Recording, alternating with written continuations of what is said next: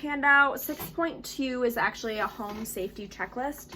And again, because our computer's out of ink, I'm gonna read through it. We're gonna talk about it and kind of do it as a discussion. Yeah, we're out of ink and we get shipped shopping and it's complicated. So I'm gonna read it to you and we're gonna like talk about it verbally instead of actually filling in the boxes. But basically, the home safety checklist is adapted from Safety for Older Consumers Home Safety Checklist. That is a publication of the U.S. Consumer Product Safety Commission. It's time to mention fall prevention, checking for fall hazards in the home. This checklist can be used to spot environmental hazards in your home that could cause you to fall. Check yes or no to answer each question. Then go back over the list and take action to correct those items that may need attention. Okay. This checklist is organized by area of the home. However, there are some potential hazards that need to be checked in more than one area of your home. These hazards are reviewed at the beginning of the checklist. Keep the checklist as a reminder of safe practice and use it periodically to recheck your home. So first we're going to do all areas of the home. This is the one that they just mentioned may need to be checked in more than one area. So like they can exist in more than one area of the house. They're not specific to like the bathroom or the kitchen. So the first question is, are lamp, extension, and telephone cords placed out of the flow of traffic? Yes. Okay. And then it just mentions that cords stretched across walkways may cause someone to trip. Recommendations would be to arrange furniture so that outlets are available for lamps and appliances without the use of extension cords. If you must use an extension cord, place it on the floor against the wall where people cannot trip over it. Replace frayed or damaged cords, and then move the phone so that telephone cords will not lie where people walk. Are small rugs and runners slip resistant? Yes. Yeah, because we have like just one. A rubber. Yeah, we don't have very many rugs, and don't we have a rubber netting thing underneath it? Yeah. Okay. Recommendations are to remove rugs and runners that tend to slide.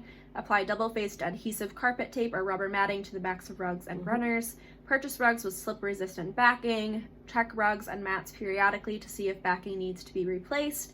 Place rubber matting under rugs. Rubber matting that can be cut to size is available. And then it does say that over time, adhesive on tape can wear away. Yeah. Rugs with slip-resistant backing also become less effective as they are washed. Periodically check rugs and mats to see if new tape or backing is needed. Are carpets and rugs in good repair? Yes. Okay, so then it says torn rugs should be repaired or replaced. Rugs should be taped on edges or tacked down to prevent curling. And I do know the rug we have in the living room, Zoe has been chewing on the edges, so we may want to consider doing something about that. Right. But are all dogs gotta love them? I know. Are all floors even without abrupt elevation changes? Yes. Okay. So it does say, especially in older houses, unexpected rises on floors, decks, or walkways can throw a person off balance. The recommendation is to install a slight ramp with a slip-resistant surface to even out the floors. Are rooms and passageways kept clear and uncluttered? Yes. Furniture, boxes, or other items could be an obstruction or tripping hazard. Recommendations are to rearrange furniture to open passageways and walkways and to remove the boxes and clutter. We ain't hoarders. Well, and I feel like the only boxes, like the only clutter we have are Dad's piles of like music. But those are up and out of the way anyway. Right. Are floors unwaxed? Yeah. Okay, because waxed floors are more slippery than unwaxed floors. The recommendation is simply to not wax the floor, and then if you must wax floors, use non-slip wax, buff paste wax thoroughly. Are rooms and hallways lit? Shadowed hallways can impair your ability to see the pathway clearly.